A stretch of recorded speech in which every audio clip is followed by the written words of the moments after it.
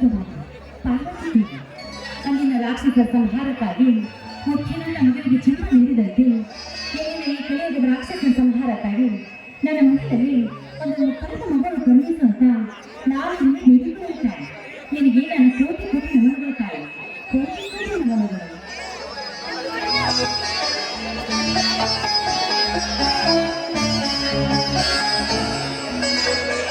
ಜಯ, ಪರಮ ಪತಿವತೆಯಾದ ನೀನು ಆ ಪರಾಶಕ್ತಿ ಪರಮೇಶ್ವರದ ಪೂಜೆ ಮುಗಿಸಿದ್ದೇನೆ.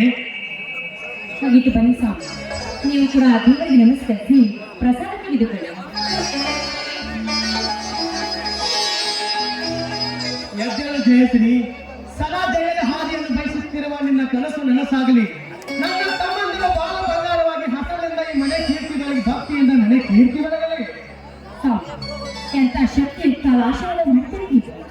ನಿಮ್ಮಿಂದ ಇಂತಹ ಆಶೀರ್ವಾದವನ್ನು ಪಡೆದುಕೊಂಡು ನಿಮ್ಮ ಕೈ ಹಿಡಿದ ನಾನೇ ಭಾಗ್ಯಶಾಲಿ. ನಿಮ್ಮ ದೀರ್ಘ ಕಟ್ಟಕ್ಕೆ ಇದ್ದರೂ ಕೂಡ ನಿಮ್ಮ ಚರಣ ದಾಸಿಯಾಗಿ ನಿಮ್ಮ ಪಾದ ಸಾಕ್ಷಿಯಾಗಿ ನಡೆಸಿಕೊಡ್ತೀನಿ. ಕಟ್ಟಾಜ್ಞೆ ಇದೆ. ನನ್ನ ತಮ್ಮನ ಬಾಲ ಬಂಗಾರವಾಗಲಿ ಅನ್ನೋದನ್ನು ಮರೆತು ನನ್ನ ತಮ್ಮಂದಿರ ಬಾಲ ಬಂಗಾರವಾಗಲಿ ಅನ್ನೋದು ಮಾಡ್ತಿದ್ನಲ್ಲ ಬಿಟ್ಟೆ. ಈಗಿನ ಮಾತಿನ ಅರ್ಥ ನನಗಾಗಲಿಲ್ಲ. ಭವ್ಯ ಭಾರತ ಶ್ರೀಗಂಧ ಕನ್ನಡ ಕಸ್ತೂರಿ ನೆಲದಲ್ಲಿ ಮಕ್ಕಳಿಗೆ ಜನ್ಮ ನೀಡಿ ತನ್ನ ಹೊಕ್ಕಳದಿಂದ ಹಿಡಿದು ಮಕ್ಕಳ ಹುಡುಗಿದ್ದಾಗ ಚಪ್ಪರ ಸೀರಿದ ಸಪ್ಪಳದಲ್ಲಿ ಆಗ ಹಾರಿ ಹೋಗಿದ್ದು ನನ್ನ ತಾಯಿ ಪ್ರಾಣ. ಅಲ್ಲಿಂದ ಬೆಳೆಸಿದ ನನ್ನ ತಂದೆ ರೈಲಿನಲ್ಲಿ ಪ್ರಯಾಣ ಮಾಡುತ್ತಿರುವಾಗ ನಂತರ ಆ ನಂತರ ಏನಾಯಿತು? ರೈಲಿನಲ್ಲಿ ತೊಂದರಿಸಿ ಚಲ್ಲಿ ತೋಲನ ಅಪ್ಪನೇ ಹಣ. ಮುಂದೆ ಅವರು ಮಕ್ಕಳ ಗತಿ ಏನಾಯ್ತು ಸ್ವಾಮಿ? ನನ್ನ ಆಪ್ತನೊಬ್ಬ ನನ್ನ ಶಾಲೆಯಿಂದ ಬರುವಾಗ ಅದರಲ್ಲಿ ಒಂದು ಮಗು ತಂದು ನನಗೆ ಒಪ್ಪಿಸಿದ. ಈಗ ಅವನೇ ಈ ಶಾಂತಿಪುರದ ಕ್ರಾಂತಿ ವೀರ. ಇನ್ನೊಬ್ಬ ನನ್ನ ಮೈತ್ರ ವೀರ ಈಗ ನಗ್ತಿದ್ದಾನೆ. ಅವನು ಎಲ್ಲಿದ್ದಾನೋ, ಹೇಗಿದ್ದಾನೋ, ಯಾರಿಗೆ ಸಿಲುಕಿದ್ದಾನೋ ನನಗೊಂದು ತಿಳಿದಿಲ್ಲ. 20 ವರ್ಷಗಳ ಕಾಲ ಇದೇ ಚಿಂತೆಯಲ್ಲಿ ಬರುತ್ತಿದ್ದೇನೆ. ಅವನು ಜೀವಂತವಾಗಿ ಇದ್ದು ನನ್ನ ಸಾವಿನ ಕಡೆಗಾಲದಲ್ಲಿ ಒಂದು ನನ್ನ ಕೈ ಸೇರಲೆಂದು ಆ ದೇವರಲ್ಲಿ ಬೇಡಿಕೊಳ್ಳುತ್ತೇನೆ ಜಯ, ಬೇಡಿಕೊಳ್ಳುತ್ತೇನೆ. ನಿಮ್ಮ ಧರ್ಮ ನಿಷ್ಠೆ ನೆಲೆವಿಗೆ ಮೆಚ್ಚಿ ಆ ದೇವರು ಖಂಡಿತವಾಗಲೂ ಒಂದು ತಿಳಿಯುತ್ತಾರೆ. ಇಲ್ಲಿ ಬನ್ನಿ, ಬಜಾರಿನ ಬಂದರೂ ನಿಮಗೆ ತುಂಬಾ ಸುಸ್ತಾಗಿರ್ಬೇಕು. ಮೊದಲು ವಿಶ್ರಾಂತಿ ತೆಗೆದುಕೊಂಡು ಬರುತ್ತೆ. ಈಗಿನ ಮಾತು ನಿಜ ಜಯ. ಮಹಾದಾಯಿ ಕಳಸಾಕೊಂಡರು ನೀರಿಗಾಗಿ ನಮ್ಮ ಎಲ್ಲ ರೈತರ ಕುರಿಗಳು ಹೋರಾಟಗಳಿದ್ದಾರೆ. ಹೀಗಾಗಿ ರೈತ ತಂದಿರಿಸಿದ ಈರುಳ್ಳಿ ಮಾರಾಟವಾಗದೆ ತೊಗರಿ ಬೆಲೆ ಕೊಡುತ್ತಿದೆ. ಈರುಳ್ಳಿ ನೆಲ ಕಚ್ಚಿ ಹೋಗಿದೆ, ತೊಗರಿಗೆ ಹುಳ ಹತ್ತಿಕೊಂಡಿದೆ. ಹೀಗಿದ್ದಾಗ ರೈತ ನಕ್ಕರೆ ಜಗವರ ಸಕ್ಕರೆ ಆಗೋದು ಯಾವಾಗ ಜಯ, ಯಾವಾಗ? ಹೌದು, 2 ವರ್ಷ ಬರಗಾಲ ಬಿದ್ದಿದೆ. ಅದಕ್ಕೆ ಈ ರೈತ ಬೆಳೆದಿರುವ ಅಲ್ಪ ಸ್ವಲ್ಪ ಬೆಳೆ ಕೂಡ ಹಾಳಾಗಿ ಹೋಗಿ ಈ ರೈತರ ಕಷ್ಟ ತೀರಿಸುತ್ತ ಹೋಗೋದು. ಅದಕ್ಕಾಗಿ ಜಯ ಈ ಮಹಾದಾಯಿ ಮಹಾಯುದ್ಧ ರಾಜ್ಯ ಸರ್ಕಾರ ಕೇಂದ್ರ ಸರ್ಕಾರ ಒಪ್ಪಂದ ನೀಡಿ ನದಿ ಜೋಡಣೆ ಮಾಡಲು ಹೋದರೆ ಈ ನೀರಿಗಾಗಿ ರಕ್ತಪಾತವೇ ಹರಿದು ಹೋಗುತ್ತೆ ಜಯ, ರಕ್ತಪಾತವೇ ಹರಿದು ಹೋಗುತ್ತದೆ. ಈ ಬಿಕ್ಕಟ್ಟನ್ನು ಎದುರಿಸಲು ನಮ್ಮ ರೈತರು ಸಿದ್ಧರಾಗಿ ನಿಂತಿದ್ದಾರೆ. ಹಾಗಾದ್ರೆ ನರಗುಂದದ 2ನೇ ಬಂಡಾಯದ ಚಳುವಳಿಯನ್ನು ಮಹಾದಾಯಿ ನೀರು ಬರುವುದು ನಿಲ್ಲುವುದಿಲ್ಲೇನು? ಮಹಾದಾಯಿ ಕಳಸಾ ಬಂದು ನೀರು ಬರುವವರೆಗೂ ನಿಲ್ಲುವುದಿಲ್ಲ ಈ ನಮ್ಮ ರೈತರ ಹೋರಾಟ. ಇಂಥ ನೀರಲ್ಲ, ಹರಿವ ನದಿ ಇದ್ದಂತೆ. ಒಂದು ವೇಳೆ ಆಲದ ಮರವನ್ನು ಅಳಗಾಡಿಸಬಹುದು, ಆದ್ರೆ ಈ ರೈತರನ್ನು ಅಳಗಾಡಿಸಲು ಯಾರಿಂದಲೂ ಸಾಧ್ಯವಿಲ್ಲ. ಹೌದು, ಮಾತು ಆಡಿದರೆ ಆಯ್ತು, ಮುತ್ತು ಒಡೆದರೆ ಹೋಯ್ತು. ತುಂಬಾ ಹೊತ್ತಾಯ್ತು, ಬಿಸಿ ಬಿಸಿ ಪ್ರಸಾದ ಮನೆ ಊಟ ಮಾಡೋಣ. ಮೇಲೆ ಅರಕೆ ಕಳೆದ ಹೋಯಿತು, ಮಡಿಕೆ ಒಡೆದರೆ ಹೋಯಿತು. ಈ ಪ್ರೀತಿ ಎಂಬ ಬಟ್ಟ ಬೈಯಲ್ಲಿ ಮಡಿಕೆ ಒಡೆಯುವ ಮುನ್ನ ಹಾಡಿ ತಣಿಸಬಾರದಲ್ಲ ಹೃದಯ.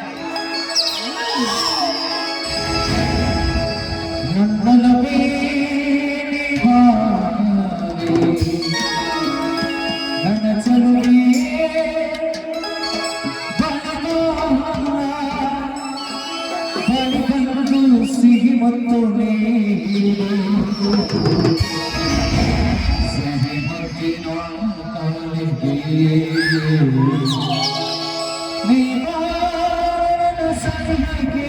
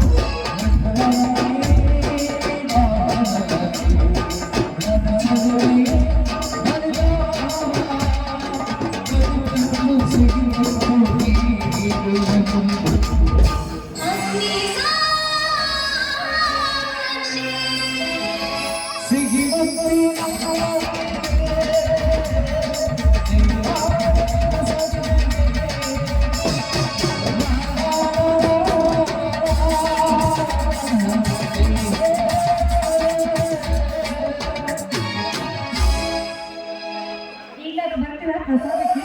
ತಮ್ಮ ಬಂದ ನಂತರ ಒಟ್ಟಿಗೆ ಮಾಡ್ತಿದ್ದೀವಲ್ಲ.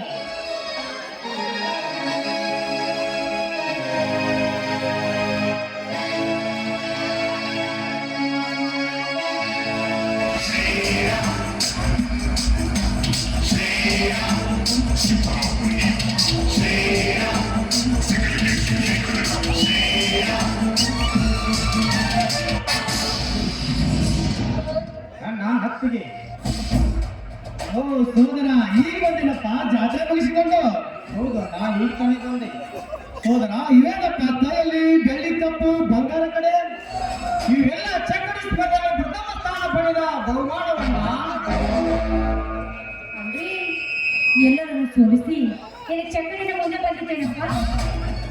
ಹೌದು ಅತ್ತಿಗೆ, ಹೌದು. ಸುಮ್ಮನ ಸುಪ್ಪನ್ನೆಯಲ್ಲಿ 75 ಹಣ್ಣುಗಳೆಲ್ಲ ನನ್ನ ಆದಿಲದೇವಿಯನ್ನು ಕೊಪ್ಪಿನಿಂದ ಮೆರೆತಿರುವ ಆ ದೇವೇಗೌಡನ ಎತ್ತರದಲ್ಲಿ ಓಟ ನಡೆದಾಗ ನನ್ನದೊಂದು ಚಕ್ಕಡಿ ತೀರ ಜಿಗದು ಚಕ್ಕಡಿ ಬೀಳುವಂತೆ ಮಾಡಿದರು. ಆದರೆ ನಿನ್ನ ಮೈಲಿನ ಕೆಂಚದೆಯ ಕ್ರಾಂತಿ ವೀರ